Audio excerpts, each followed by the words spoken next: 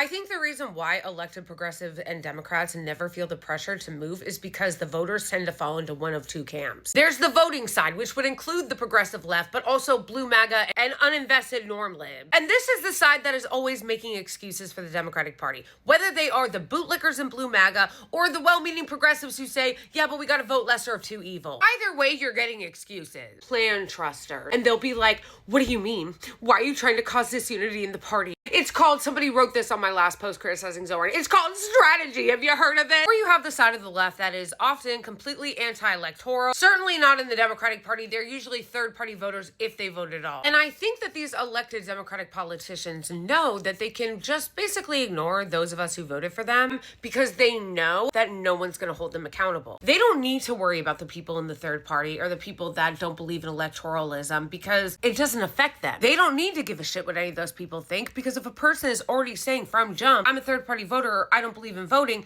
then they're not losing anything. The politician's not losing anything by ignoring them. And then on the other side, they don't need to worry about anything because they know that the people defending them no matter what, or yelling at the people critiquing them, that they don't need to worry about them because those people are going to defend them no matter what. So really, they don't need to listen to anybody because there is nobody using leverage. There's no threat. You know what I mean? Like, there's no threat to them. Hakeem Jeffries doesn't think that he needs to worry about anything, and neither does Zohran Mamdani or AOC for that matter, because it seems like they know that there's either going to be people that weren't going to vote anyway, weren't going to vote for them anyway, or people within the Democratic Party or the progressive movement that are going to be like, okay, well, we know the Democrats suck, and we're really glad to just like kind of be in the room, so we're going to just ignore all the red flags and never challenge them and never demand anything. And I'm not trying to be like an enlightened centrist or anything, to be like, oh, we've got to be somewhere in the middle. No, where I am is it depends. Power matters. Use leverage. I am not